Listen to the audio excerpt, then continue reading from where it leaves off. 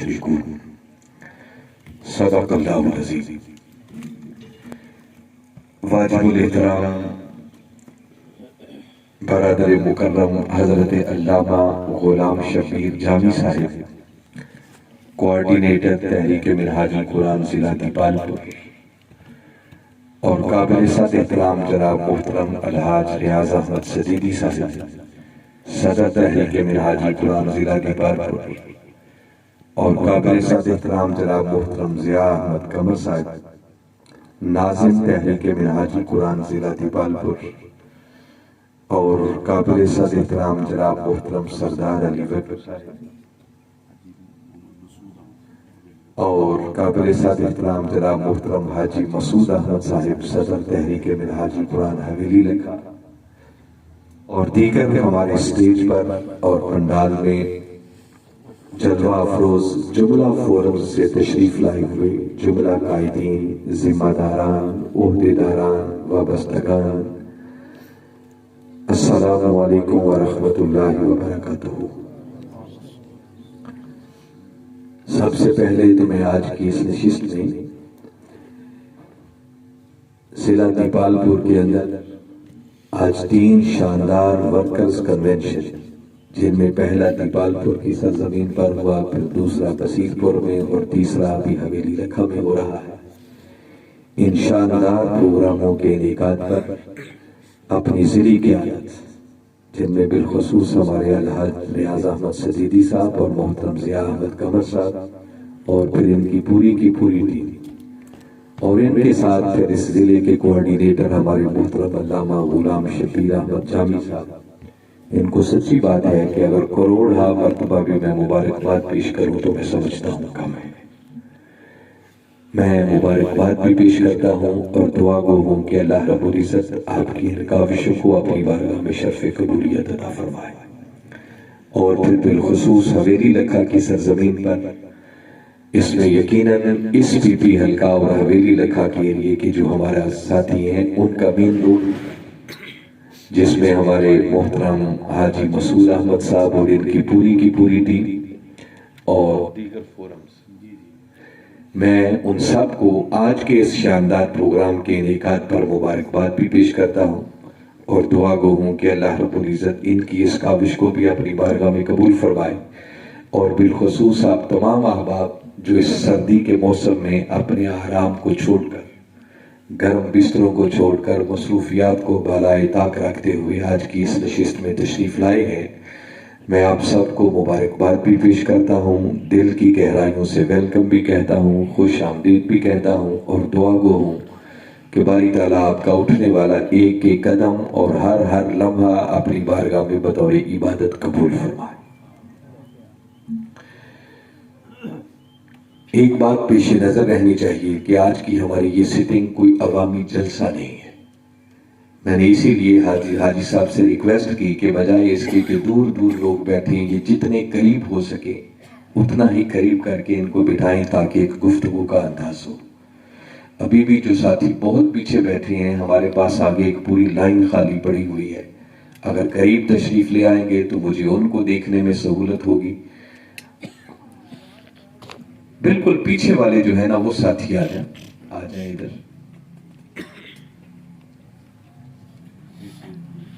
ایک اس سائڈ پہ خالی ہے چیئر، ادھر بھی آ جائیں بے شک۔ ماشاءاللہ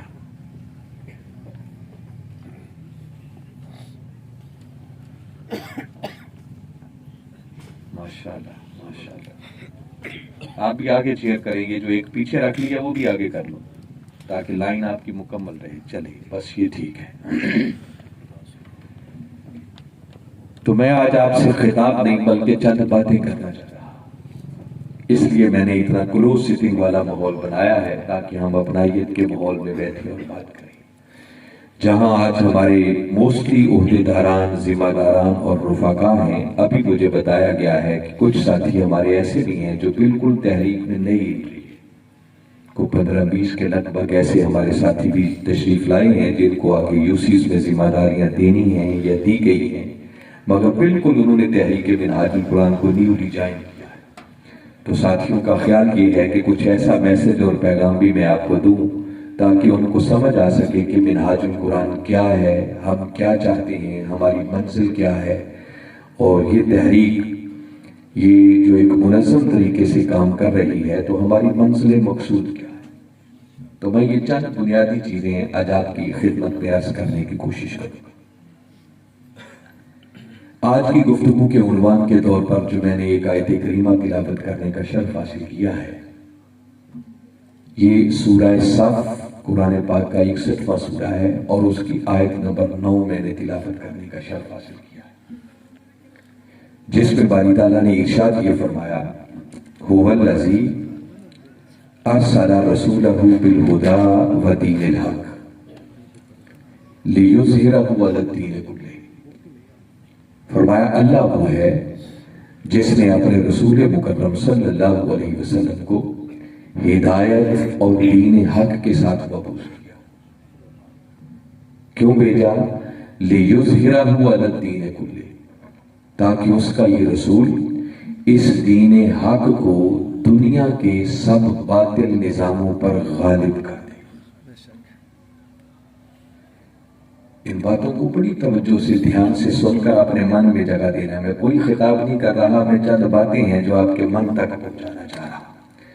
آپ ذرا اس بات پر غور کریں کہ وہ بات جو اللہ رب العزت نے 3 مرتبہ قرآن پاک میں ریپیٹ کی ہو تو اس بات کی کتنی اہمیت ہوگی۔ بنیادی طور پر اس آیت کریمہ کے اندر باری تعالیٰ اپنا تعارف کروا رہے ہیں کہ اللہ کون ہے۔ یعنی دیکھیں نا، آغاز یوں کیا، هو الذی، اس کا معنی ہے اللہ وہ ہے۔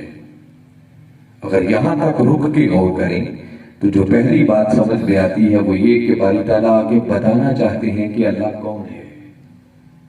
یعنی جب اس نے کہا اللہ وہ ہے تو اس کا مطلب آگے بتانا چاہتا ہے کہ اللہ کون ہے۔ باری تعالیٰ نے اس مقام پر اپنے تعارف میں جو سب سے پہلی بات کی ہے کہ اللہ کون ہے، فرمایا ارسل رسولہ، اللہ وہ ہے جس نے اپنے رسول کو بھیجا ہے۔ جس کا مطلب وہ فرما یہ رہا ہے کہ لوگوں، اس کائنات ہست و بود کے اندر میرا سب سے بڑا تعارف اور میرا سب سے بڑا انٹروڈکشن اگر کوئی ہے تو وہ میرا بھیجا ہوا رسول محمد مصطفیٰ ہے۔ مجھے جاننا چاہتے ہو تو میرے رسول کو جاننے کی کوشش کرو، مجھے پہچاننا چاہتے ہو تو میرے رسول کو پہچاننے کی کوشش کرو، مجھ تک رسائی چاہتے ہو تو میرے مصطفیٰ کے قدموں تک پہنچنے کی کوشش کرو۔ کیوں؟ کیونکہ میرا سب سے بڑا تعارف اگر کوئی ہے تو وہ ذات محمد مصطفیٰ صلی اللہ علیہ وسلم۔ پھر باری تعالیٰ نے آگے 2 باتیں کی ہیں۔ جس رسول کو اس نے اپنا تعارف بنایا ہے، اس رسول کے تعارف میں 2 باتیں کی کہ وہ رسول کون ہے۔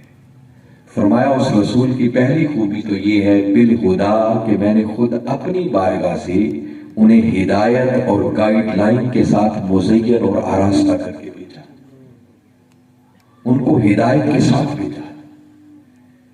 یہاں سے ایک بات جو سمجھ میں آتی ہے وہ یہ کہ باری تعالیٰ یہ سمجھا رہے ہیں ہمیں کہ اس بات کو اپنے من کی تختیوں پر لکھ لو کہ جس رسول کو میں نے خود اپنی بارگاہ سے ہدایت کے ساتھ بھیجا ہو، گائیڈ لائن سے مزین اور آراستہ کر کے بھیجا ہو، تو اس رسول کو اس دنیا میں آ کر ہدایت کے لیے کسی کے سامنے زانوئے تلمس طے کرنے کی ضرورت نہیں ہے۔ اب میرا یہ رسول کسی سے ہدایت لینے کے لیے نہیں آ رہا، بلکہ پوری کائنات کو ہدایت کی خیرات بانٹنے کے لیے آ رہا۔ یہ ساتھ ہی باری تعالیٰ نے آگاہ کر دیا تاکہ کوئی غلط خیال کسی کے ذہن میں نہ، اس رسول کی ایک شان بیان کر دی۔ اور یہی وجہ ہے کہ تاجدار کائنات صلی اللہ علیہ وسلم کو امی کے لقب سے یاد کیا جاتا ہے، اور امی اس ہستی کو کہتے ہیں جس نے کائنات کے اندر کسی سے نہ پڑھا ہو بلکہ ڈائریکٹ اپنے خالق سے پڑھ کر آیا۔ اور ساتھ آگے فرمایا ودین الحق، اور دوسری عظیم نعمت میں نے اس رسول کو جو دے کر بھیجی ہے وہ انسانوں کو زندگی گزارنے کے لیے ایک دستور ہے، ایک ضابطہ حیات ہے جسے وہ دین حق کہتا ہے۔ دیکھو نا، دین حق کسے کہتے ہیں؟ دین حق سے مراد دین اسلام ہے۔ اور اسلام کیا ہے؟ آپ میں سے ہر شخص اس بات کو جانتا ہے کہ جب ہم اسلام کو ڈیفائن کرتے ہیں کہ اسلام کیا ہے تو ہم کہتے ہیں کہ اسلام ایک مکمل ضابطۂ حیات ہے۔ اللہ نے انسانوں کو زندگی گزارنے کا جو ایک ضابطہ عطا کیا ہے، جو اصول عطا کیا ہے، جو دستور عطا کیا ہے، جو نظام عطا کیا ہے، اس دستور حیات کو دین اسلام کہتے ہیں، اور باری تعالیٰ اسی کو دین حق کے ساتھ تعبیر کر رہے ہیں۔ فرمایا کہ میں نے اس رسول کو وہ دین حق بھی عطا کر کے بھیجا ہے۔ اب وہ دین کیا ہے؟ میں بڑی دلچسپ اور ایمان افروز بات بتاتا ہوں۔ یاد رکھیں، دین سارے کا سارا وہ نام ہی نبی کی سیرت اور سنت کا ہے۔ اس سے ہٹ کر دین کسی اور شے کا نام نہیں ہے۔ یعنی اب میں اس کے اندر تو ایک خاص بات آپ سے کہنا چاہ رہا ہوں جو بڑی قابل توجہ ہے کہ تاجدار کائنات صلی اللہ علیہ وسلم نے اپنی نبوت کا اعلان تو کیا 40 برس کی عمر، قرآن نازل اترنا ہوا تب، ایسے ہی ہے نا؟ مگر یاد رکھیں اس کا مطلب یہ نہیں ہے کہ وہ جو 40 برس کی عمر کے بعد قرآن اترنا شروع ہوا تو اس کے بعد کی زندگی جو تاجدار کائنات صلی اللہ علیہ وسلم کی ہے وہ سیرت اور سنت ہی ہمارے لیے قابل عمل ہے، اور اس سے پہلے والی زندگی اور پہلے والی سیرت معاذ اللہ ہمارے لیے قابل تکلیف نہیں ہے۔ قرآن بعد میں اترنا شروع ہوا ہے، مگر اللہ رب العزت نے وہ جو پہلی زندگی بھی آپ کو 40 برس کی عطا کی ہے نا، کبھی اس کا مطالعہ کر کے دیکھیں، اس میں کوئی ایک عمل بھی ایسا نہیں ملے گا جو آپ کو قرآن کے خلاف نظر آئے۔ تو میں کبھی کبھی اس پر سوچتا ہوں، مولانا صاحب یہ بڑی دلچسپ بات ہے جو میں اس کر رہا ہوں کہ دیکھیں نا، باری تعالیٰ یہ جو فرما رہے ہیں کہ میں نے دین حق کے ساتھ بھیجا، جیسے فرمایا نا بالہدا و دین الحق، یہ جو دین الحق نون کے نیچے زیر ہے، یہ زیر کس وجہ سے ہے؟ وہ جو شروع میں با آئی بالہدا، جیسے وہ ہدا پر با ہے، حرف جار ہے، اسی کا اثر آگے دین پر بھی ہے۔ تو جیسے فرمایا نا ہدایت کے ساتھ بھیجا، اسی طرح باری تعالیٰ فرما رہے ہیں وہ دین میں نے اپنے محبوب کو یہاں اس دنیا میں بھیجنے کے بعد عطا نہیں کیا، بلکہ جب میں نے اس رسول کو اس دنیا میں بھیجا تو بھیجا بعد میں ہے، وہ دین سارے کا سارا عطا پہلے کر دیا تھا، اور میں کہ نہیں نبی ساتھ دے کر بھیجا۔ یہ سبجیکٹ نہیں ہے میرا کہ میں اسی پر بات کرتا، یہ ایک بڑی دلچسپ بات ہے، یہ اگلی ایک ایمان افروز حقیقت ہے۔ میں اس پر جو اگلی بتاتا ہوں کہ آپ یہ کبھی اس بات پر سوچا کریں، غور کیا کریں۔ میں قرآن پاک کی 3 آیتیں آپ کو بتا رہا ہوں یہ دلچسپ بات سمجھانے کے لیے۔ ایک تو قرآن وہ ہے جو 40 برس کی عمر کے بعد اترنا شروع ہوا، جب وحی نازل ہونا شروع ہوئی۔ مگر ایک اور بڑی دلچسپ بات ہے، کبھی سورہ رحمان کو پڑھیں، باری تعالیٰ نے فرمایا الرحمن، پہلے اپنا ذکر کیا، آگے فرمایا علم القرآن، اب باری تعالیٰ نے اپنا تعارف کروایا، کون رحمان؟ جس نے قرآن سکھایا، اور اس کے بعد آگے فرمایا خلق الانسان، پھر انسان کو تخلیق کی۔ یاد رکھیں کہ اللہ کی کوئی 2 باتیں بھی بے ربط اور بغیر ترتیب کے نہیں ہو سکتی۔ اب ان 3 آیتوں پر غور کریں۔ پہلی آیت میں تو اس نے اپنا ذکر کیا کہ رحمان میں کمال رحمت فرمانے والا، اس کے بعد اس نے کہا علم القرآن، کون رحمان؟ جس نے قرآن سکھایا، اور پھر آگے کہا خلق الانسان، اور انسان تخلیق کیا۔ اب یہ جو بعد والی 2 آیتیں ہیں، ان دونوں آیتوں کی ترتیب کو اگر دیکھا جائے تو اس میں علم القرآن پہلے ہے، خلق الانسان بعد میں ہے، یعنی تعلیم قرآن کی بات پہلے ہے اور تخلیق انسان کی بات بعد میں ہے۔ تو ان 2 آیتوں کی ترتیب یہ بتا رہی ہے کہ باری تعالیٰ فرما یہ رہے ہیں کہ لوگوں ابھی انسان بھی معرض وجود میں نہیں آیا تھا تو میں نے اس سے بھی پہلے کسی کو قرآن سکھا دیا۔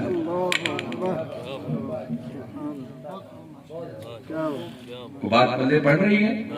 یہ قرآن کی 2 آیتیں بتا رہی ہیں کہ اللہ والقرآن پہلے ہے، خلق الانسان بعد میں ہے. تو تعلیم قرآن پہلے ہے، تخلیق انسان بعد میں ہے. اس کا مطلب کہ ابھی انسان کی تخلیق بھی نہیں ہوئی تھی، تو اس سے بھی پہلے اللہ نے کسی کو قرآن سکھا دیا. ایک قرآن کے نزول کا تو ہمیں پتا ہے نا کہ 40 برس کی عمر میں اترنا شروع ہوا، 23 سالوں تک اترتا رہا. مگر قرآن کی یہ آیتیں بتا رہی ہیں کہ اس نزول کے علاوہ بھی قرآن کا کوئی نزول ہے. وہ کس کو سکھایا؟ تخلیق انسان سے پہلے کون تھا؟ وہ ایک ہی ہستی ہے جس ہستی کو محمد مصطفیٰ صلی اللہ علیہ وسلم کہتے ہیں. اور ہمارے آقا صلی اللہ علیہ وسلم اس وقت بھی تھے جب کائنات کی کوئی شے بھی ابھی معرض وجود میں نہیں آئی تھی. تو قرآن کا کوئی نزول اس نور مصطفیٰ پر بھی ہوا جو قرآن کا پہلا نزول ہے. اس کی ایک اور دلچسپ بات آپ کو جو اور بتاتا ہوں، وہ دلچسپ بات یہ ہے کہ دیکھیے میرے آقا جلوہ افروز ہیں، صحابہ کرام بیٹھے ہوئے، اور اچانک صحابہ کرام نے سوال کیا، پوچھا متى وجبت لک النبوہ، آقا ذرا ارشاد فرمائیں آپ کے لیے نبوت کب ثابت ہوئی، کب واجب ہوئی، آپ کو نبوت کب ملی؟ یہ کون پوچھ رہے ہیں؟ ان کا یہ سوال اس بات پر دلالت کر رہا ہے کہ وہ بھی اتنی بات تو جانتے تھے کہ آقا نے اپنی نبوت کا اعلان تو 40 برس کی عمر میں کیا، ان کے سامنے کیا تھا نا اعلان. تو اگر انہوں نے یہی پوچھنا ہوتا کہ نبوت کا اعلان کب کیا، تو یہ تو وہ جانتے تھے. مگر ان کا سوال یہ عقیدہ بتا رہا ہے کہ ان کا عقیدہ یہ تھا کہ آقا نے اعلان تو اب کیا ہے، مگر حقیقت میں نبوت ملی کہیں بہت پہلے کی. اس کی نسبت سوال کیا کہ آقا یہ فرمائیں آپ کو نبوت ملی کب تھی؟ اور میرے آقا صلی اللہ علیہ وسلم نے بھی نہیں فرمایا کہ کیا پوچھتے ہو، تمہارے سامنے تو میں نے اعلان کیا. نہیں، میرے آقا نے فرمایا کنت نبیا وآدم بین الماء والدین. فرمایا میرے صحابیوں سن لو، میں اس وقت بھی نبی تھا جب آدم ابھی مٹی اور پانی کے مرحلے طے کر رہے تھے. اللہ نے مجھے اس سے بھی پہلے نبی بنا دیا. اور اگر ہمارے آقا صلی اللہ علیہ وسلم اس وقت بھی نبی تھے جب آدم ابھی معرض وجود بھی نہیں آئے تھے، اور یقیناً تھے جو آقا فرما رہے ہیں، تو یہ طے شدہ بات ہے جس پر کوئی اختلاف نہیں ہے کہ اس وقت تک کوئی نبی نہیں بن سکتا جب تک اس پر اللہ کی وحی نہ اترے. یعنی عام انسان اور نبی میں فرق یہ ہے کہ انسانوں میں سے اللہ جس کو چن کر اپنی وحی کے لیے منتخب کر لے تو وہ نبی بن جاتا. تو اگر آدم کی تخلیق سے پہلے بھی ہمارے آقا منصب نبوت پر فائز تھے تو ماننا پڑے گا کہ کوئی وحی تو اس وقت بھی اترتی ہوگی نا.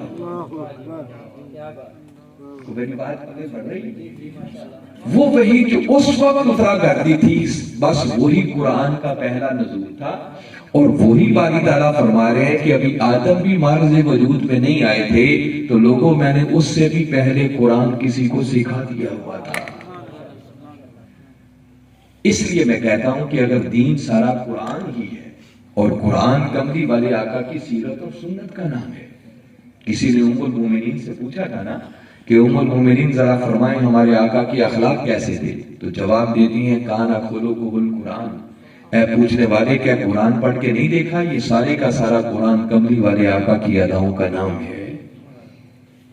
تو یہ جو باری تعالیٰ نے فرمایا نا بالہدیٰ ودین الحق، تو فرمایا یاد رکھو میں نے اس رسول کو اپنی بارگاہ سے جو نعمتیں دے کر بھیجا ہے کہ ایک تو ان کو ہدایت کے دور سے مزین کر کے بھیجا ہے، اور دوسرا وہ دین حق جو میں نے انسانوں کو زندگی گزارنے کے لیے عطا کیا ہے وہ ان کے آنے کے بعد نہیں بلکہ وہ دین بھی اپنی بارگاہ سے ان کو دیکھ کر بھیجا ہے. اور اب آنے کے بعد جو جو کچھ میرا رسول کرتا جائے گا، جو جو تمہیں فرماتا جائے گا، اور جو کچھ تم ان کے سامنے کرو گے جس سے یہ منع نہیں فرمائے گا، بس وہ سارا تمہارا دین بنتا چلا جائے گا. اللہ نے یہ دو نعمتیں بھی ہمارے آقا کو عطا کر کے بھیجا. خیر یہ تو ایسے ہی جملہ متعلقہ کے طور پر بات آ گئی، تو ایسے ہی ایک سائٹ پہ میں نکل گیا کہ موضوع سے irrelevant بات تھی. تاہم میں نے کہا ایمان افروز بات ہے تو چلو آج حویلی رکھا میں یہی ایک بات کرتے ہیں۔ آگے باری تعالیٰ نے بتایا کہ اچھا اب یہ بھی سن لو کہ میں نے اپنے رسول کو بھیجا کیوں۔ آگے فرمایا لِيُظْهِرَهُ عَلَى الدِّينِ كُلِّهِ، فرمایا میں نے بھیجا اس لیے ہے تاکہ میرا یہ رسول اس دین حق کو دنیا کے سب باطل نظاموں پر غالب کرے، اس مقصد کے لیے بھیجا۔ اب یہاں سے پھر میں دو باتیں آپ کو بتانا چاہ رہا ہوں جس کو بڑی توجہ اور دھیان سے سنیں، نئے لوگ بھی سنیں اور پرانے لوگ بھی سنیں۔ یہ باتیں اگر 100 بار بھی سننا پڑے تو ہمارے فائدے کی بات ہے، نقصان کی بات نہیں ہے۔ اگر ایسا ٹرینڈ بن جائے نا ہمارے ملک کے اندر کہ ہمارا ماحول ایسا بن جائے، کلچر ایسا بن جائے کہ بچپن سے ہی گھروں کے اندر اٹھتے بیٹھتے چلتے پھرتے اسکولوں میں مدرسوں میں قرآن کی بات ہو، قرآن فہمی کی بات ہو، تو میں سمجھتا ہوں کہ بس بچہ جوان ہونے سے پہلے ہی قرآن کا حافظ یعنی قرآن کا عالم بن جائے۔ اور بدقسمتی ہے کہ یہ کلچر ہے نہیں ہمارے ملک میں، اور جہاں یہ کلچر ہے ٹھیک ہے، ابھی وہ شاید وہ علم کی بات کم ہوگی، مگر ایران کے لوگوں کو اگر دیکھیں تو جس طرح وہاں کے بچے قرآن کے حافظ ہیں، قرآن کے قاری ہیں، بندہ سن کے دنگ رہ جاتا ہے۔ ہماری اعتکاف میں کئی بار وہ تشریف لائے، بچہ دیکھ کے دنگ رہ جاتا ہے کہ آپ آیت پڑھیں، وہ بچہ آپ کو بتائے گا بغیر دیکھے کہ یہ قرآن پاک کے کس صفحے پر ہے، اس صفحے میں کتنی آیت بنتی ہے، دائیں صفحے پر ہے، بائیں صفحے پر ہے۔ کمال اللہ تعالیٰ نے ان کو یہ صلاحیت عطا، مگر کیا ہے کہ ایک ٹرینڈ ہے، اس چیز کو وہ اہمیت دیتے ہیں، جو اس میں جتنا آگے نکلتا ہے اس کو اپریشیٹ کیا جاتا ہے، اس کو اچھا ڈگریاں دی جاتی ہیں، ان کو نوازا جاتا ہے۔ تو ہمارے ہاں جو حافظ قرآن بن جاتا ہے، جو قرآن کا عالم بن جاتا ہے، سب سے غیر گزرا معاشرے میں وہی کہلاتا ہے۔ لوگ اس کو مولوی کہہ کے اور نگاہوں سے دیکھتے ہیں، تو اس کی طرف آئے گا کون؟ یہ بدقسمتی ہے، خدا کرے کہ یہ ماحول بدلے۔ تو میں عرض یہ کر رہا تھا کہ باری تعالیٰ نے اعلان یہ کیا کہ میں نے اپنے رسول مکرم صلی اللہ علیہ وسلم کو اس لیے بھیجا تاکہ میرا یہ رسول اس دین حق کو دنیا کے سب باطل نظاموں پر غالب کرے۔ تو میں دو باتیں جو بتانا چاہ رہا تھا اس کے اندر سے وہ بڑی توجہ سے سنیں۔ ایک تو بات یہ سمجھ میں آتی ہے کہ اللہ کا منشا یہ ہے کہ اس نے انسانوں کو زندگی گزارنے کے لیے جو دستور عطا کیا ہے، جسے وہ دین حق کہتا ہے، اللہ کا منشا یہ ہے کہ وہ اس دین حق کو دنیا کے سب باطل نظاموں پر غالب دیکھنا چاہتا ہے۔ یہ اس کا منشا ہے۔ یہ منشا اس کا 14 صدیاں پہلے بھی تھا، آج بھی ہے، اور جب تک انسانوں کی دنیا باقی ہے یہ منشا بھی اس کا قائم ہے، کیونکہ اس نے یہ عطا کیا ہے کہ انسان کیسے زندگی گزارے۔ اب وہ چاہتا ہے یہ جو انسانوں نے اپنے نظام بنا رکھے ہیں نا، ان سب نظاموں پر اگر کوئی نظام غالب آئے تو وہ آنا چاہیے جو میں نے انسانوں کو زندگی گزارنے کے لیے عطا کیا، اور اس مقصد کے لیے اس نے یہ ذمہ داری سب سے پہلے کائنات کے اندر اس ہستی کو سونپی جس ہستی سے بڑھ کر اس کا محبوب بھی کوئی نہیں تھا۔ ہمارے آقا سے بڑھ کر کوئی اللہ کا محبوب، اس نے کہا کہ میں نے اپنے محبوب کو یہ ذمہ داری دی ہے کہ میرا محبوب اب جائے گا اور اس دین حق کو دنیا کے سب باطل نظاموں پر غالب کرے گا۔ اچھا، یہاں رک کر اگر میں اگلی بات سمجھانا چاہوں کہ یہ جو ہم جس مشن کے ساتھ جڑے ہوئے ہیں، ہم منہاج القرآن کے پلیٹ فارم سے جو کچھ کرتے ہیں، یہ آگے جا کر میں مزید اس کی وضاحت کروں گا، مگر ایک بنیادی بات یاد رکھ لیں کہ یہ جو دین کے غلبے کا کام ہے، کہ دین غالب ہے، باطل نظام سارے مغلوب ہو جائیں، یہ دین کو غالب کرنے کی نوکری، یہ خدمت یاد رکھیں کہ اللہ ہر نتھو پتو اور ایرے غیرے کو عطا نہیں کرتا، بلکہ یہ توفیق اللہ فقط ان لوگوں کو عطا کرتا ہے جن کو پہلے وہ اپنا محبوب بناتا ہے۔ کیا بناتا ہے؟ وہ محبوبوں کے علاوہ یہ توفیق کسی کو نہیں دیتا۔ اس کے دو نظام ہیں، دو ضابطے ہیں۔ ایک ضابطہ یہ ہے کہ ایک بندے نے کلمہ پڑھا، دائرہ اسلام میں آ گیا، پھر اس نے نیک اعمال کیے، نمازیں پڑھی، روزے رکھے، حج عمرے کیے، اللہ اور اس کے رسول کی اطاعت کی، اس کے نتیجے میں اللہ نے اس کو اپنا محبوب بنا دیا۔ یہ اس کا ایک ضابطہ ہے۔ وہ ایسے بھی بتاتا ہے. اور ایک ضابطہ یہ ہے، وہ مالک ہے، وہ کیا کرتا ہے، بندوں میں سے کچھ لوگوں کو چنتا ہے اور چن کے ان کو محبوب پہلے بناتا ہے اور محبوب بنا کر پھر ان کو اپنے دین کے غلبہ کی خدمت اور نوکری کی توفیق عطا کرتا ہے. یہ اس کے دونوں اصول ہیں. جیسے میں نے پہلی بات کی، دیکھیں نا ہمارے آقا صلی اللہ علیہ وسلم، ان کو اللہ تعالیٰ نے یہ دونوں شانیں عطا کی، ان کو اپنا محبوب بھی بنایا اور ان کو دین غالب کرنے کی ذمہ داری بھی سونپی. تو اگر میں آپ سے پوچھوں کہ اللہ نے ان کو محبوب پہلے بنایا یا دین کے غلبہ کی نوکری پہلے سونپی؟ جی محبوب تو اس نے روزی ازل سے ہی بنا لیا تھا. تو اس کا مطلب وہ محبوب پہلے بناتا ہے اور ذمہ داری بعد میں سونپتا ہے. یہی اس کی سنت اور یہی اس کا طریقہ قیامت تک اب جاری رہے گا. سورہ مائدہ میں اس نے اعلان کیا، یا ایھا الذین آمنوا من یرتد منکم عن دینہ فسوف یأتی اللہ بقوم یحبہم ویحبونہ. فرمایا اے ایمان والو، اگر تم میرے دین کی نوکری سے منہ پھیر لو گے تو یاد رکھو میرا دین تمہارا محتاج، تمہاری جگہ اور لوگوں کو لے آؤں گا، ان سے اپنے دین کی نوکری کا کام لوں گا. تو مولا جن سے تو اپنے دین کی نوکری کا کام لے گا وہ کیسے ہوں گے؟ کوئی ان کا تعارف؟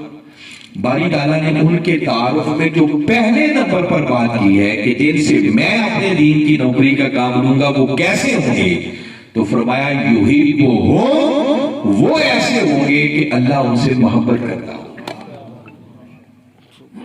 کیا کرتا ہوگا؟ اللہ سے محبت، اللہ کے محبوب. اس لیے جس شخص کو اللہ اپنے دین کے غلبہ کی نوکری عطا کر دے، یہ خدمت عطا کر دے، وہ اپنے آپ کو معمولی نہ سمجھے، وہ بڑا خوش نصیب انسان ہے. اللہ نے اس پر بڑے کرم کے دروازے کھول دیے. خیر میں آگے چل کر اس پر مزید بات کروں گا. اب جو میں بنیادی بات بتا رہا تھا کہ اللہ نے اپنے محبوب کو بھیجا کہ محبوب آپ جائیں اور اس دین کو غالب کر دیں. پھر کملی والے آقا صلی اللہ علیہ وسلم تشریف لائے. آپ نے اس دین کو غالب کرنے کے لیے ایک نعرہ حق بلند کیا، لوگوں کو دعوت دیا، وہ میرے ساتھ ملو. صحابہ کرام رضوان اللہ علیہم اجمعین وہ خوش نصیب تھے جنہوں نے آپ کی دعوت پر لبیک کہا، آپ کے ساتھ مل گئے. اس کے بعد پھر دعوت کا سلسلہ شروع ہوا، قربانیوں کی ایک تاریخ رقم ہوئی. خود کملی والے آقا صلی اللہ علیہ وسلم کی ذات کو دیکھے نا، آپ مکہ کی گلیوں میں بھی جاتے، طائف کی وادیوں میں جاتے، میلے لگتے، وہاں دنیا کے پاس جاتے، ان کو جا کر دین کی دعوت دیتے. اس کی پاداش میں لوگ آپ کو جادوگر بھی کہتے، شاعر بھی کہتے، دیوانہ بھی کہتے، مجنون بھی کہتے. حتیٰ کہ طائف کی وادی میں گئے تو بدبختوں نے اوباش قسم کے نوجوانوں کو پیچھے لگا لیا جو آپ پر آوازیں بھی کستے تھے اور پتھر مار مار کر آپ کے جسم اقدس کو بھی لہو لہان کر دیا گیا. پھر کیسے یہ دین آگے، اس کے لیے کتنی محنت ہوئی. میرے آقا صلی اللہ علیہ وسلم کا بھی دار حرکت میں جلوہ افروز ہوتے. صحابہ کرام مکہ کی گلیوں میں چلے جاتے، ایک ایک شخص کو ملتے، اس کو ریکویسٹ کرتے، اس بات پر مناتے. معلوم نہیں کیسے کیسے بات کرتے ہوں گے. بندہ سوچنے بیٹھے تو بندہ دنگ رہ جاتا ہے. کس ماحول کے اندر جہاں ہر طرف کفر تھا، شرک تھا، اور ان کی جہالت کا یہ عالم تھا کہ وہ بدبخت اپنی بچیوں کو زندہ درگور کر دیا کرتے تھے. جہالت اپنے اس عروج پر تھی. چھوٹی چھوٹی باتوں پر لڑ پڑنا، جھگڑ پڑنا، اور کئی کی نسلوں تک وہ ان کی مخالفتیں اور لڑائیاں، جھگڑے، قتل و غارت جاری رہتی ہیں. یہ آپ پڑھ چکے ہیں تاریخ کے اندر سب کچھ. ان لوگوں کو یہ دین کی طرف لانا کوئی آسان کام نہیں تھا، بڑا ٹف تھا. ایک ایک کے پاس جاتے، اسے جا کے سمجھاتے، تیار کرتے کہ آؤ ایک مرتبہ ہمارے محبوب سے مل لو، ان کی بات سن لو، اگر پسند آ جائے تو مان لینا، پسند نہ آئے تو بابا واپس چلے جانا. سوچے کتنی محنت ہوئی ہوگی اس میں. حتیٰ کہ آپ چشم تصور میں لائیں کہ 13 سال نبوت کا اعلان ہو جانے کے بعد، ویلکم جی، ماشاءاللہ. اب یہ بات بڑی قابل غور ہے. یہ دین کی دعوت لے کر آگے نکلنا کوئی اتنا آسان کام، یہ بڑا ٹف کام ہے. اب سن رہے ہیں آپ میری بات جی؟ کچھ لوگ متوجہ نہیں ہیں، ابھی میں چاہتا ہوں وہ بھی متوجہ ہو جائے. تو میں آج یہ کر رہا تھا کہ ذرا ایک لمحے کے لیے سوچیں کہ نبوت کے اعلان کے بعد کتنے سال آقا نے مکہ میں گزارے؟ 13 سال. اور جو پہلے 40 سال تھے وہ بھی تو مکہ میں گزرے تھے، اور آقا نے اپنا کردار پیش کیا تھا، منوایا تھا. تو کل کتنے سال ہو گئے؟ 53 سال آپ نے مکہ میں محنت کی، اور 53 سال کے بعد کل 400 لوگ آپ کی بات ماننے کے لیے تیار. اتنا مشکل کام ہے دین کا. اور ہمارے آقا صلی اللہ علیہ وسلم معاذ اللہ کوئی ہماری طرح کے انسان نہیں تھے کہ ان کی کوئی دعوت ہماری طرح کی تھی. دیکھیں جو وہ پیغام لے کے جاتے تھے اس پیغام سے بڑھ کر حق پیغام کوئی نہیں تھا. ساری لوگوں کی بھلائی تھی اس کی. پھر ہم یہ سوچ بھی نہیں سکتے کہ معاذ اللہ ہمارے آقا صلی اللہ علیہ وسلم نے اس دین کا پیغام پہنچانے میں کوئی غفلت کی ہوگی، سستی کی ہوگی، کوئی کمی چھوڑی ہوگی. سوچ سکتا ہے بندے کا ایمان ہی چلا جاتا. پھر ان سے بہتر سمجھا کون سکتا ہو. پھر سب سے بڑھ کر اگلی بات جو بتا رہا ہوں کہ وہ ہماری طرح خالی سمجھاتے ہی نہیں تھے، جب ضرورت پڑتی تو سفید دن کی روشنی میں معجزات بھی دکھاتے تھے. چاند کو توڑ کے دو کر دیتے، ڈوبے ہوئے سورج کو موڑ دیتے، پتھر کلمہ پڑھنا شروع کر دیتے، درخت سجدہ کرنا شروع کر دیتے. مگر یہ سارا کچھ ہونے کے باوجود کل 400 کے لگ بھگ لوگ آپ کی بات ماننے کو تیار. یہ دین اتنی آسانی سے نہیں پہنچا. اور یہاں سے آپ لوگوں کے لیے ایک بات بتا رہا ہوں، جو دین کا کام کرنے والے ہیں نا، کبھی چھوٹی چھوٹی باتوں پر پریشان نہ ہوا. آپ کبھی دعوت کا کام لے کر جائیں، لوگ نہ مانے آپ کی بات. دیکھیں نا، آپ ذمہ داران ہیں، کبھی یونین کونسلوں میں جاتے ہیں، کبھی پی پی حلقہ جات میں جاتے ہیں، کبھی کسی کو کہتے ہیں بابا آپ ذمہ داری لے لو. کئی لوگ نہیں لیتے، ریسپانس نہیں دیتے، بار بار آپ جاتے ہیں، کام نہیں کرتے، آپ کی بات نہیں مانتے. دل برداشت کا نہ ہوا کرے. بس وہ مثال سامنے رکھیں کہ ہماری کیا حیثیت ہے. کملی والے آقا صلی اللہ علیہ وسلم اس منصب پر فائز تھے، اور لوگ ان کے ساتھ کیا سلوک کرتے. آپ کی مایوسیاں ساری ختم ہو جائیں گی اگر ایک بات سامنے رکھ لیں کہ آقا کی کیفیت کیا ہوتی کہ طائف کی وادی میں گئے، بدبختوں نے پتھر مار مار کے جس میں اقدس لہو لہان کر دیا. یعنی ماننا تو بڑی دور کی بات ہے. اور آپ کی کیفیت یعنی صورتحال یہ تھی کہ ہماری طرح مجبور نہیں تھے. اللہ نے فرشتہ بھیجا کہ جاؤ میرے محبوب سے پوچھو ان بدبختوں نے اتنی تکلیف دی ہے، اگر چاہیں تو یہ پہاڑ اس بستی پر گرا کر اس کو نیست و نابود نہ کر دے گا. اور قربان جائیں کملی والے آقا کے حوصلے کی، ہمت کی، اور اللہ کی بارگاہ سے امید کیا رکھ رہے ہیں. آپ دیکھیں مایوس نہیں ہو رہے اتنی مخالفت کے باوجود بھی، بلکہ عرض یہ کر رہے ہیں کہ مولا نہیں، تو نے مجھے رحمت بنا کے بھیجا ہے، زحمت بنا کے نہیں بھیجا. کیا ہوا اگر یہ نہیں پہچانتے تو ہو سکتا ہے ان کی نسلوں سے ایسے پیدا ہو جائے جو اس دین کے ماننے والے ہیں. اندازہ کریں دھیان کہاں ہے کملی والے آپ. ہم تو چھوٹی چھوٹی باتوں پہ پریشان ہو جاتے ہیں کہ آج اس بندے نے نہیں مانی تو چلو جی میں چھٹی کرتا فارغ، کوئی بات ہی نہیں میری مانتا. کبھی مایوس نہیں ہونا، پریشان نہیں. آپ کی کوئی دعوت مانے نہ مانے، نتیجہ پیدا ہو نہ ہو، جب آپ نے اپنی محنت کا حق ادا کر دیا تو آپ اللہ کی بارگاہ میں سرخرو ہو گئے. آپ معذور ہو گئے، آپ اللہ کی بارگاہ میں سرخرو ہو گئے. اس کے صدقے اللہ آپ کی دنیا بھی سنوارے گا اور آپ کی آخرت بھی سنوارے گا. رہ گیا بندہ جو نہیں مانتا تو یہ اس کی قسمت ہے. ہدایت تو اللہ کے بس میں ہے نا، بس سمجھ آئیں کہ اس بیچارے کے نصیب میں نہیں.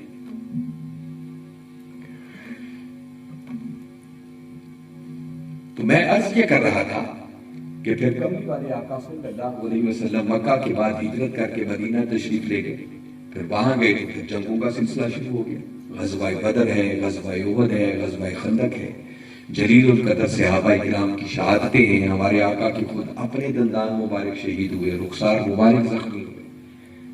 آپ ایک مرتبہ سواری سے بھی نیچے تشریف لیا. اب پھر بالآخر ان سارے مرحلوں سے گزرنے کے بعد وہ وقت آیا جب 8 ہجری میں کملی والے آقا صلی اللہ علیہ وسلم فاتحانہ شان کے ساتھ مکہ کی سرزمین میں داخل ہوئے. اور جس دین کو اللہ نے غالب کرنے کے لیے بھیجا تھا وہ دین غالب آ گیا. اب میرا سادہ سا سوال آپ سے یہ ہے کہ یہ جو کملی والے آقا صلی اللہ علیہ وسلم نے اس دین کے غلبہ کے لیے کیا، لوگوں کو دعوت دی، مکہ کی گلیوں میں گئے، طائف کی وادیوں میں گئے، میلوں میں گئے، قربانیاں ہوئی، لوگوں کی باتیں سنی، جنگیں لڑی، سب کچھ کیا، کیا یہ ہمارے آقا صلی اللہ علیہ وسلم کی سیرت اور سنت کہلائے گی یا نہیں کہلائے گی؟ اب یہ تو 40 سال پہلے میری بات کی بات بتا رہا ہوں، اس سے تو کوئی اختلاف۔ تو عبادت کسے کہتے ہیں؟ یاد رکھیں، عبادت نام ہی کملی والے آقا صلی اللہ علیہ وسلم کی سیرت اور سنت پر عمل کرنے کا ہے۔ آقا کے نقش قدم پر چلنے کا نام عبادت ہے۔ اب میں دو باتوں کو جوڑ کر ایک بڑی عظیم بات آپ سے کہہ رہا ہوں تاکہ آپ کو پتہ چلے کہ جو کچھ آپ کر رہے ہیں یہ معمولی کام نہیں ہے، یہ بڑا اونچا کام ہے۔ ایک طرف اللہ کا منشا ہے، وہ چاہتا ہے کہ یہ دین حق دنیا کے باطل نظاموں پر غالب ہے، اور دوسرا یہ کملی والے آقا کی سیرت اور سنت ہے۔ تو مجھے بتائیں، وہ کملی والے آقا کی سیرت اور سنت پر عمل کرتے ہوئے جو اللہ کے منشا کے لیے کام کرے گا کہ یہ دین غالب آئے، ذرا سوچیں یہ اللہ اور اس کے رسول کے نزدیک کتنی بڑی عبادت ہوگی۔ اور مجھ سے پوچھے نا تو میں ایک بڑی بات آپ سے کہنے لگا ہوں، بڑا محتاط انداز میں کہنے لگا ہوں، اس کو بڑی توجہ سے سنیں، نوجوان ہیں اپنے دلوں میں بٹھائیں، اگر یہ بات آج سمجھ آ جائے اور اس پٹری پہ بندہ چڑھ جائے تو بڑا سفر طے ہو سکتا ہے۔ میں علی وجہ البصیرت یہ کہہ رہا ہوں اور بڑی احتیاط سے کہہ رہا ہوں کہ فرائض کو چھوڑ دیں، فرائض ایک طرف رکھ دیں، اس کے بعد زندگی میں بڑی انسان نفلی عبادتیں کرتا ہے، کبھی نوافل پڑھتا ہے، اشراق پڑھتا ہے، پھر اوابین پڑھتا ہے، تہجد پڑھتا ہے، اور کئی نفلی کام کرتا ہے انسان۔ یاد رکھیں کہ کروڑ نفلی عبادتیں مل کر بھی اس عبادت کا مقابلہ نہیں کر سکتی جو انسان آقا کے دین کے غلبہ کے لیے کرتا ہے۔ یہ اتنی بڑی عبادت ہے، بشرطے کہ یہ بات سمجھ میں آ جائے کسی کو۔ دیکھنا، جب بندہ رات کی خلوت میں تنہائی میں تہجد کے لیے اٹھتا ہے، مولا کی بارگاہ میں حاضر ہوتا ہے، تو اس تہجد کے نتیجے میں بندہ خود کو سنوارنا چاہتا ہے، اپنی خیر چاہتا ہے، اپنی بھلائی چاہتا ہے۔ مگر جب بندہ آقا کے دین کے غلبہ کے لیے نکلتا ہے، محنت کرتا ہے، تو اس محنت کے نتیجے میں اگر دین غالب آ جائے تو سوچیں آقا کی کتنی امت کا بھلا ہو جائے گا۔ اس لیے تہجدیں بھی اس عبادت کا مقابلہ نہیں کر سکتی۔ تو بنیاد قرآن سے وابستہ لوگوں کو میں یہ بتانا چاہ رہا ہوں کہ یہ اس پلیٹ فارم پر دین کی خدمت کرنا، یہ ہماری عبادت بھی ہے، یہ ہماری ریاضت بھی ہے، یہ ہمارے مجاہدے بھی ہے۔ اس کے لیے جو جتنی محنت کر دے گا سمجھو وہ اتنا ہی مجاہدے کر رہا ہے۔ لوگ کرتے ہیں نا، غاروں میں جا جا کر مجاہدے کرتے ہیں، ریاضتیں کرتے ہیں، عبادت کرتے ہیں۔ واللہ یہ میں بتا رہا ہوں، یہ ہماری عبادت ہے، یہ ریاضت ہے، یہ مجاہدے ہے۔ ہمیں اندازہ نہیں ہے یہ کتنی بڑی عبادت ہے۔ اور میں نے تو بڑی احتیاط سے بات کی ہے نا، فرائض کو چھوڑا ہے۔ اب اگلی بات سن لیں، اس بات کو کبھی سمجھنا ہو تو کبھی نواسہ رسول، جگر گوشہ بطول، امام عالی مقام امام حسین علیہ السلام کی سیرت اور کردار سے سمجھیں، جن کو خواجہ جبیر نے دین قرار دیا۔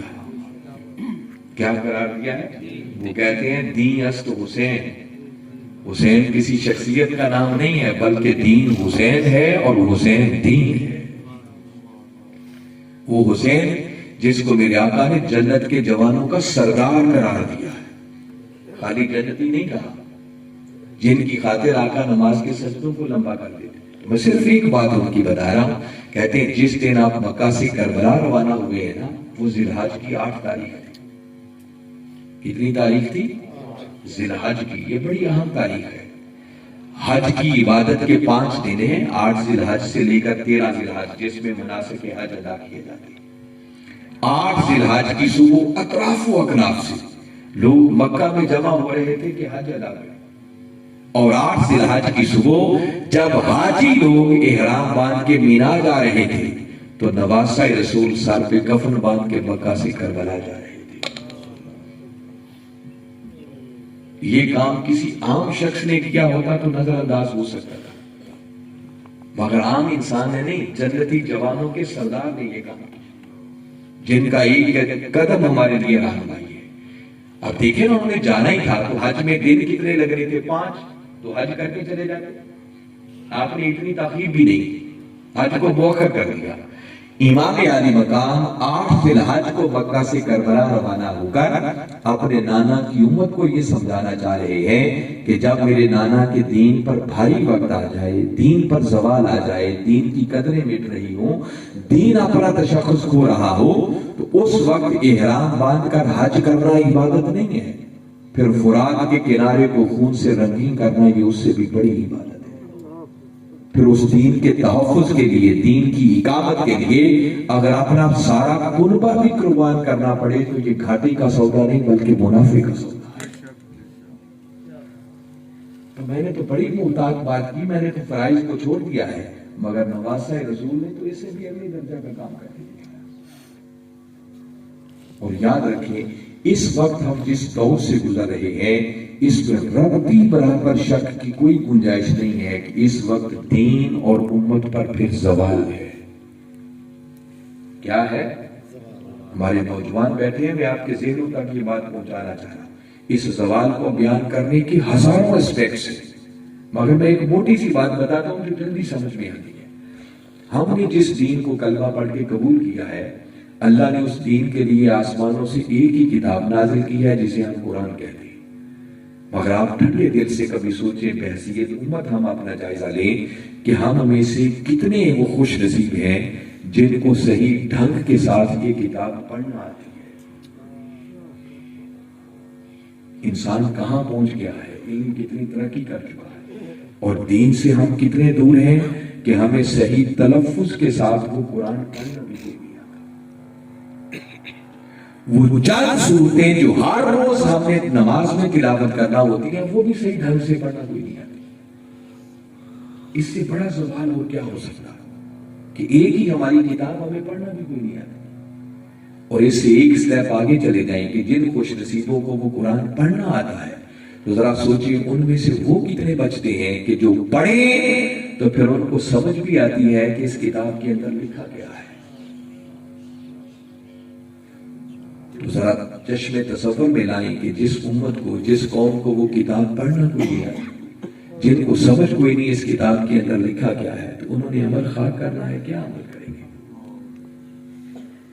اس سے بڑا سوال اور کیا ہو سکتا ہے امت پابندی پر؟ میری بات سمجھ آ رہی ہے؟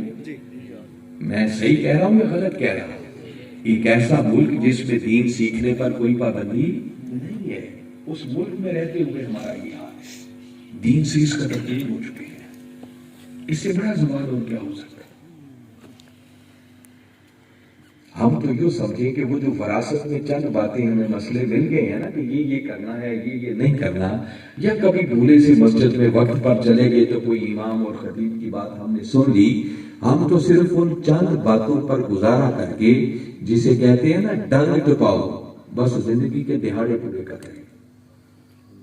اس سے ہٹ کر دین سے ہمارا کوئی تعلق باقی نہیں رہا. اس قدر دین سے ہم دور ہو چکے. اب جس طرح یہ بات میں نے آپ کو بتائی ہے نا، اسی طرح میں علی وجہ البصیرۃ اگلی بات کہنے لگا ہوں کہ جس طرح اس بات میں شک نہیں ہے کہ اس وقت دین اور امت پر زوال ہے، اسی طرح میں بتا رہا ہوں کہ اس صدی میں دین اور امت پر آنے والے زوال کو پھر سے عروج میں بدلنے کے لیے اللہ نے جس ہستی کا انتخاب کر رکھا ہے اس ہستی کا نام ہے ڈاکٹر محمد طاہر القادری، اور جس تحریک کا انتخاب کر رکھا ہے اس تحریک کا نام ہے تحریک منہاج القرآن. آپ کہیں گے صرف یہی کیوں؟ دین کا کام کرنے والے تو بہت لوگ ہیں، انکار نہیں ہے. جو لوگ جہاں جتنا کام کرتے ہیں اللہ ان کو اجر دے. دیکھیں نا، کوئی اللہ کے گھر کو، مسجد کو تعمیر کر دے تو یہ بھی نیکی کا کام ہے. کوئی مدرسہ بنا دے یہ بھی نیکی کا کام ہے. مدرسے میں پڑھنے والے بچوں کی خدمت کر کے بابا یہ بھی نیکی کا کام ہے. کوئی بچیوں کی شادی کر دے، کوئی یتیموں کو آپ دست شفقت ان کے سر پر رکھ دے. کئی لوگ تبلیغ کرتے ہیں، گھر گھر جا کے لوگوں کو دعوت دیتے ہیں، نماز پڑھو، ہے نا ہماری یہ بھی.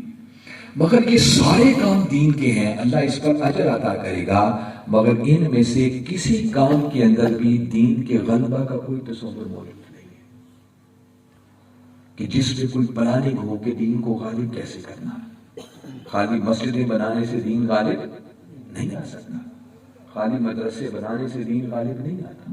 وہ نیکی کے کام ضرور ہیں، اللہ ان پر اجر دے گا، مگر اس کے اندر یہ فکر موجود نہیں ہے۔ جیسے میں آج آپ کو ایک فکری بات سمجھا رہا ہوں، کلیئرٹی دے رہا ہوں، کبھی سوچیں کبھی ایسی باتیں کسی اور جگہ سے بھی آپ نے سنی ہیں۔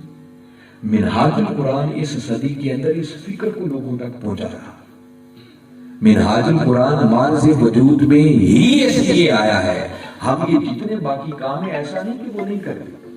منہاج القرآن میں مسجدیں بھی بنائی جاتی ہیں، اسلامک سینٹر بھی بنائے جاتے ہیں، سکولز بھی بنائے جاتے ہیں، کالجز بنائے جاتے ہیں، یونیورسٹیاں بنائی ہیں۔ صرف ماڈل ٹاؤن والی مسجد آ کے دیکھیں نا تو حجم میں چھوٹی ہے، مگر خوبصورت ترین مساجد کے اندر اس کا شمار ہوتا ہے۔ منہاج یونیورسٹی کی ہماری مسجد دیکھیں، انسان دیکھتا رہ جاتا ہے۔ دنیا کے 100 سے زیادہ ممالک کے اندر اتنی خوبصورت مساجد اور اتنے عظیم اسلامک سینٹر بنا دیے کہ بندہ دیکھ کے دنگ رہ جاتا ہے۔ صرف ہماری یونیورسٹی کے اندر اس وقت 20,000 کے لگ بھگ طلباء تعلیم حاصل کر رہے ہیں۔ گرلز کالج الگ ہے، بوائز کالج الگ ہے، شریعہ کالج الگ ہے، تحفیظ القرآن الگ ہے، آغوش الگ ہے۔ 600 سے زیادہ صرف ہمارے منہاج ماڈل سکولز کام کر رہے ہیں۔ منہاج گرامر سکولز الگ ہیں، لارل ہوم سکولز الگ ہیں، بیرونی دنیا میں جو کام ہو رہا ہے وہ الگ ہے، مگر مقداروں کے خالی مدرسے بنانے سے کام نہیں چلتا۔ اس کے بعد یہ فکر دینا اور اپنی منزل یہ رکھنا کہ بالآخر دین غالب آئے۔ آپ دیکھیں نا، کروڑ مسجدیں آپ بنا لیں، مسجد میں بیٹھ کر میں تقریر کروں کہ رشوت لینا حرام ہے، اس پر قرآن و حدیث کے دلائل کے انبار لگا، تو مجھے بتائیں لاہور جیسا شہر، وہ پولیس مین جس کی 30-35 ہزار تنخواہ ہے، کرائے کا مکان، اس نے بجلی کا بل بھی دینا، بچوں کی فیس بھی دینا، جس بیچارے کا اس تنخواہ میں گزارا ہی نہیں ہوتا، اس پر مولانا کی تقریر کیا اثر کرے گا؟ کر سکتی ہے؟ وہ رشوت نہیں لے گا تو کیا کرے گا؟ اگر کسی شخص کا جائز کام وہ بھی بغیر رشوت کے نہیں ہوتا تو وہ بیچارہ مجبوراً رشوت نہیں دے گا تو کیا کرے گا؟ اس پر آپ کی تقریریں کیا کریں گی؟ جس کا مطلب کہ دین پر بھی انسان عمل تب کر سکتا ہے جب پہلے بنیادی اس کی ضروریات اس کی دہلیز پر پوری ہو رہی، اور خالی تقریروں سے انقلاب نہیں آ سکتا۔ منہاج القرآن کی فکر یہ ہے کہ جب تک اس ملک کا سسٹم نہیں بدلتا، نظام نہیں بدلتا، اس دین حق کو ایک سسٹم کے طور پر اس ملک میں نافذ نہیں کیا جاتا، تب تک انسانوں کو صحیح معنوں میں ان کے حقوق نہیں مل سکتے۔ یہ منزل ہے منہاج القرآن کی، جس کو مصطفی انقلاب کہتے ہیں۔ بہت سارے لوگ ہوں گے جو انقلاب کی باتیں بھی کرتے ہوں گے، مگر میں آپ نوجوانوں کو دعوت فکر دے رہا ہوں، آپ کبھی غور کیجئے، جہاں سے کہیں آواز سنائی بھی دینا تو میں جب انالیسس کرتا ہوں تو اکثر و بیشتر ایسے لوگ نظر آتے ہیں جو حادثاتی طور پر انقلابی لیڈر بن گئے۔ ارد گرد کی آوازیں سنی، ماحول دیکھا، اسی طرح کا نعرہ لگانا شروع کر دیا۔ جبکہ ڈاکٹر طاہر القادری اس ہستی کا نام ہے جن کو اللہ نے پیدا ہی اس مقصد کے لیے کیا ہے کہ اس صدی کے اندر دین اور امت پر آنے والے زوال کو پھر سے عروج میں بدلا جائے۔ اب یہ بات آپ کو سمجھانا میرے لیے مشکل نہیں ہے کہ کیوں ڈاکٹر طاہر القادری کی ابھی ولادت بھی نہیں ہوئی تھی، کہ اس سے بھی پہلے آپ کے والد گرامی حضرت ڈاکٹر فرید الدین قادری رحمۃ اللہ تعالی علیہ نے حرم پاک کے اندر مقام ملتزم پر کھڑے ہو کر خانہ کعبہ کے غلاف کو تھام کر اللہ کی بارگاہ میں دعا کی تھی کہ مولا ایک ایسا بیٹا عطا کر جو تیرے محبوب کے لائے ہوئے دین کی ایسی خدمت کرے کہ دین کا جھنڈا 4 دانگے عالم میں لہرانا شروع ہو جائے۔ یہ دعا قبول ہوئی، اور اس دعا کی قبولیت کے نتیجے میں قبلی والے آقا صلی اللہ علیہ وسلم نے خود بشارت دی کہ فرید الدین آپ کو اللہ بیٹا عطا کرے گا، اور اس بیٹے کا نام طاہر رکھنا۔ طاہر القادری کسی عام ہستی کا نام نہیں ہے، آقا نے اور کیا کیا کرم نوازیاں کی وہ ایک الگ پورا چیپٹر ہے، وہ بھی کبھی موقع آیا تو آپ کو بتائیں گے، کتابوں میں لکھی ہیں، ہمارے لوگ جانتے ہیں۔ طاہر القادری کو حادثاتی طور پر لیڈر نہیں بنا، جھنگ میں مجھے 3.5 سال رہنے کا موقع ملا ہے۔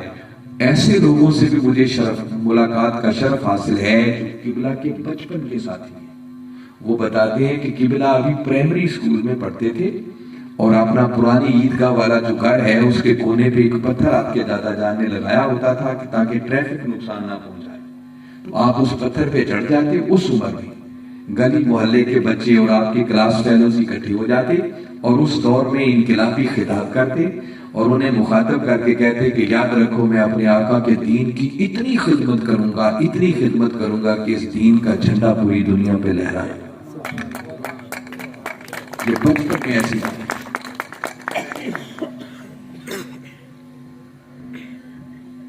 وہ اللہ کے چنیدہ بندوں میں سے ہیں، صدیوں بعد ایسے لوگ پیدا ہوا کرتے۔ یہ واقعہ بھی میں نے جھنگ میں رہتے ہوئے سنا، اللہ اور اس کے رسول کی بارگاہ میں اور حضور غوث پاک کی بارگاہ میں ان کی محبوبیت کا عالم کیا تھا۔ واہ، جو پرانی عیدگاہ والی مسجد ہے نا جھنگ کے اندر، وہ بڑی ایک تاریخی مسجد ہے، اور اس مسجد کے اندر اس دور میں جب قبلہ حضور ابھی بچے تھے تو ایک بزرگ تھے جن کا نام تھا صالح محمد۔ وہ مسجد میں رہتے تھے اور مسجد کی خدمت کرتے، صفائی کرتے، اور اللہ کا کرم ان پر یہ تھا کہ کئی مرتبہ انہوں نے عالم بیداری کے اندر کملی والے آقا کی زیارت کی۔ مسجد کی خدمت کر رہے ہوتے، آقا کا دیدار ہو جاتا، زیارت ہو جاتی۔ اور ان بزرگوں کی کیفیت یہ تھی کہ قبلہ حضور اس بچپن کے دور میں بھی، اب ایک ہی محلہ تھا، ایک ہی گلی تھی، جب کبھی آتے جاتے گلی میں ٹکرا ہو جاتا تو دیکھتے کہ ڈاکٹر طاہر القادری، اس وقت تو ڈاکٹر نہیں تھے، چھوٹے بچے تھے، جیسے ہی ان کو گلی میں دیکھتے تو وہ بزرگ دیوار کے ساتھ پشت لگا کر کھڑے ہو جاتے، اور جب تک آپ گزر نہیں جاتے تھے اپنی جگہ سے ہلتے نہیں، محبت کرتے، پیار کرتے۔ ایک دن قبلہ حضور ایسے گزرے نا، ان کے پاس پہنچے، سلام لیا تو سلام لے کے آپ عرض کرنے لگے کہ بابا جی آپ حضور غوث پاک کی بارگاہ میں حاضری دیتے ہیں تو کبھی میرا سلام بھی عرض کر دیں۔ یہ بچپن کی باتیں بتا رہا۔ یہ بات سنی تو بزرگوں کی آنکھیں نکل گئی، ان کی آنکھوں سے آنسو روا ہو گئے، اٹھایا، چوما، گلے سے لگایا اور پیار سے فرمانے لگے کہ بیٹے مذاق کرتا ہے، خود ان کی گود میں کھیلتا رہتا ہے اور مجھے کہتا ہے سلام کہنے۔ طاہر القادری کسی عام ہستی کا نام نہیں ہے، اللہ نے ان کو کسی مقصد کے لیے پیدا کیا۔ اور آپ صرف اتنا سوچیں کہ اس بندے نے 70 سال ابھی عمر ہوئی ہے، کتنا کچھ کام کر ڈالا ہے جو سمجھ سے بالا تر ہے۔ یہ انقلاب بپا کر دیا ہے انہوں نے۔ 1200 سے زیادہ کتاب لکھنا کو مانا رکھتا ہے۔ ہم سے مہینے بعد منہاج القرآن کا مجلہ آتا ہے، وہ نہیں پڑھا جاتا۔ پھر چھوٹے چھوٹے کتابچے نہیں لکھے، کئی جلدوں پر مشتمل کتابیں لکھی۔ قرآن پاک کا ترجمہ عرفان القرآن، جو اس ذوق کے حامل لوگ ہیں، کبھی ان سے پوچھیں کہ 8-10 ترجمے رکھیں، موازنہ کریں، کمپیریٹیو سٹڈی کریں، آپ کو سمجھ آئے کہ عرفان القرآن کا مقام کیا ہے، اس بندے نے کیا لکھا ہے اس کے اندر۔ قرآنی انسائکلوپیڈیا 8 جلدوں پر مشتمل، ابھی 28 جلدوں پر مشتمل عربی زبان میں قرآن کی تفسیر کا کام بھی اس مردے کے نظر نے مکمل کر دیا ہے۔ 40-45 جلدوں پر مشتمل حدیث کا انسائکلوپیڈیا، یہ کام ہے جو صدیوں تک امت کے کام آنے۔ آپ کبھی اس صدی کے حالات کا غور کریں جب تک میں نے وہ سواری ہے، اس قدر دین پر زوال تھا کہ خاص طور پر ہم سنیت کے حامل لوگ جو ہیں، میں نے اپنے بچپنے میں یہ سب کچھ دیکھا ہے، میں ہوش و حواس میں ہوتا تھا۔ ہمارے علماء کرام مسجد میں تقریر کرتے، پروگراموں میں تقریر کرتے، خطبہ پڑھتے عربی زبان میں، تو ایک برکت کے لیے آیت پڑھتے تھے، خطبے میں پڑھ لی، پھر پوری تقریر کے اندر شاید اس کا ترجمہ کرنے کی بھی فرصت نہیں ہوتی، آگے پھر سور، دوڑے، مائیے، قصے، واقعات، بس یہ ہوتا تھا۔ اس صدی کے اندر یہ کتنا بڑا انقلاب ہے کہ اگر قرآن اور حدیث سے بات کرنے کا سلیقہ سکھایا ہے تو یہ کریڈٹ ڈاکٹر طاہر القادری کو جاتا ہے۔ اور میں کبھی کبھی سوچتا ہوں کہ منہاج القرآن سے جڑ کے کیا ملتا ہے، ملتا تو بہت کچھ ہے، اتنا کچھ ملتا ہے بندہ سوچ نہیں سکتا. میں صرف ایک نعمت بتا رہا ہوں کہ اگر اس صدی میں منہاج القرآن نہ ہوتا، ڈاکٹر طاہر القادری نہ ہوتا، تو شاید میں بھی کسی بد عقیدگی کے سیلاب میں بہ گیا ہوتا. یہ جو آج میرا عقیدہ سلامت ہے، ایمان سلامت ہے، تو یہ مرہون منت ہے ڈاکٹر طاہر القادری کا. میں انڈیا میں گیا تو واقعات لاکھوں کا اجتماع تھا جن سے خطابات کرنے کا موقع ملا. ان کی محبت قبلہ سے